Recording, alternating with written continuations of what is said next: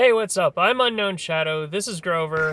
This is Colorado, and it's really windy, so I'm going back inside. Well, this week, what we're going to do is do a few mods to the Jeep Grand Cherokee. One of the first things that I wanted to do was I had some mods that I had in the Wrangler that really I still had, so I wanted to put them into the Grand Cherokee if I could. And most of those were focused on storage and any ability to kind of add to your everyday carry kind of a setup. And so that's what this stuff is. This top one is a headrest cover, nice piece of Velcro on the back, and then a MOLLE panel piece that can just kind of cinch onto the back of the seat.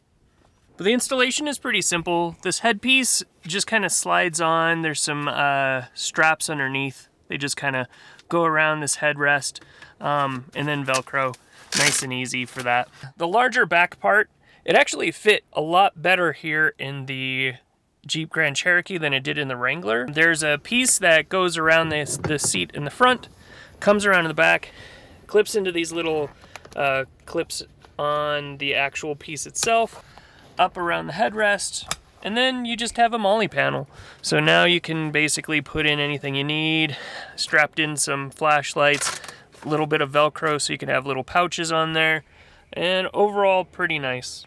Because I ultimately want to turn this into an overland vehicle like my Wrangler was, one important part is going to be actually getting my Dometic Fridge back in and useful in the Jeep. One of the aspects of that is supplying power all the time. So, you know, when it's plugged in, I'm going to need it to be on. Stock in the Jeep Grand Cherokee in the back is a 12-volt standard car lighter type socket. Nice thing about that is it's nice, it's in the back, it's out of the way, and there's spots that I could put the fridge, but the issue is that it only works when the key is in the car or when the car is on. So what I had found is that in the fuse block there's jumper F90, and by default the jumper is an F90. By moving that jumper to F91, which is just moving that jumper up a pin, it turns on that outlet to always on.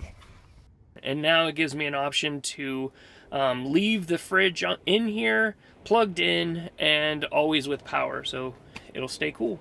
One thing that I did want to check is that I had noticed that the LED light in the glove, like below the dash, like in the front dash, I don't know, I can't explain that part. Let me show it. There's this little cubby here. Really nice, contains a USB. But the question is does that little jumper actually affect that? And so I needed to test that just in case. With that jumper put back into jumper 20 or F20, the LED is still on. Now what you can't see in there because it's dark is that I have that same plug that I used in the back up here in the front. No LED light is on right now, so it is still keyed by the car. Back into fuse 21, and noticeably the light is not on in here. So apparently this front socket is keyed only off of the car. So I'll turn on the car and we'll check that. So, yep, there we go. So that's really all I have for this week. Just a couple of easy mods to try to help get, you know, a little bit what I had in the Jeep Wrangler back into the Jeep Grand Cherokee. Also trying to reuse parts that I already had. Cheap out that way. Now that it's winter solstice, you know, we can start working back towards summer and hopefully getting in some time for camping. That'd be nice. I do have some other mods that I have planned for the Jeep. They're right now in the garage. I just have to get in there and actually start doing some work. I also have some other mods already in planning for the monkey. I have parts, so I just need to start working on that too. But yeah, so hopefully you found something in this video that you liked. If you did, like, subscribe, comment, do those things if you like to do those things.